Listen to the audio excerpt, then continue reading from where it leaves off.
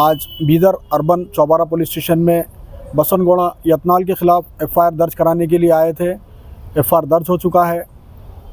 बसनगोड़ा यत्नाल आज़ादी के 78 साल बाद भी इन लोगों की सोच गंदी है। ऐसे मौके पर भारत में एक बड़ा तबका रक्षाबंधन मना रहा है, जिसमें बहन और बेटी की हिफाजत की बात की जा रही है। ऐसे टाइम पर इस गंदी सोच वाला बीजापुर का एमएलए बसनगोड़ा यत्नाल फिर मुसलमान बहनों के बारे में फिर गंदगी उगला है।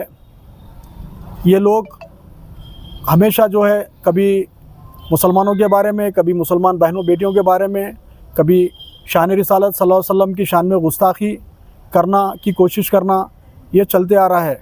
लेकिन इस मौके पर जो रक्षाबंधन बहन और बेटी की हिफाजत के टाइम पर सारे भारत में खुशियाँ मनाए जाते हैं, खस्मे खाए जाते हैं, बहन और बेटियों की रक्षा करेंगे। उस रक्षाबंधन के मौके पर आज़ादी के 78 साल मुकम्मिल होने आ रहे हैं, हम जश्न आज़ादी मनाने की तरफ हैं। ऐसे मौके पर इस गंदी सोच के, भड़वी सोच के लोग बसनगोड़ा यत्नाल जो बीजेपी से खारिज एमएलए है, हालांकि अभी भी वो बीजेपी के लिए काम करता है, उसने मुसलमान बच्चियों के ताल्लुक़ से ये कहा है कि कोई भी अगर हिंदू मुस्लिम लड़की कुछ से शादी करता है या उठाकर लेकर जाता है तो हम 5 लाख रुपए इनाम देंगे।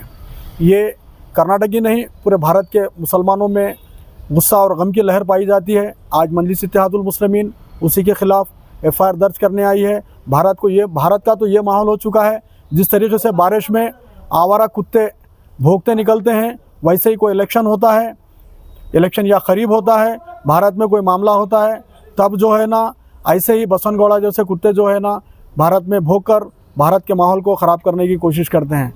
हम अभी एफआईआर दर्ज किए हैं। ख़ासकर कर्नाटका गवर्नमेंट और होम मिनिस्ट्री से ये मांग करते हैं कि ऐसे लोगों के ऊपर सख्त एक्शन लिया जाए। इन लोगों के ऊपर अगर वक्त पे एक्शन पहले ही लिया जाता तो इन लोगों की जो ना इतनी हिम्मत नहीं होती कि फिर मुसलमान और मुसलमान बेटियों के बारे में, मुसलमानों के बारे में कोई गैर गलत अल्फाज बयान करें।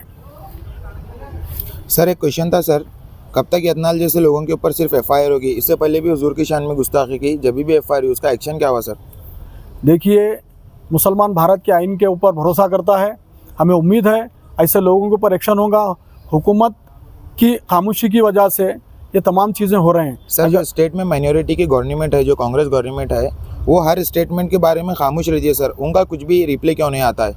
देखिए, जिस तरह से नरेंद्र मोदी चीन का नाम लेने से डरते हैं, उसी तरीके से कांग्रेस और जितने भी रीजनल पार्टियां जो मुसलमानों से वोट लेते हैं, मुसलमानों का नाम लेने से डरते हैं। लेकिन भारत का मुसलमान किसी के बाप से डरने वाला नहीं है। आने वाले वक्त में भारत का मुसलमान अब कानून के दायरे में रहकर और कॉन्स्टिट्यूशन के दायरे में रहकर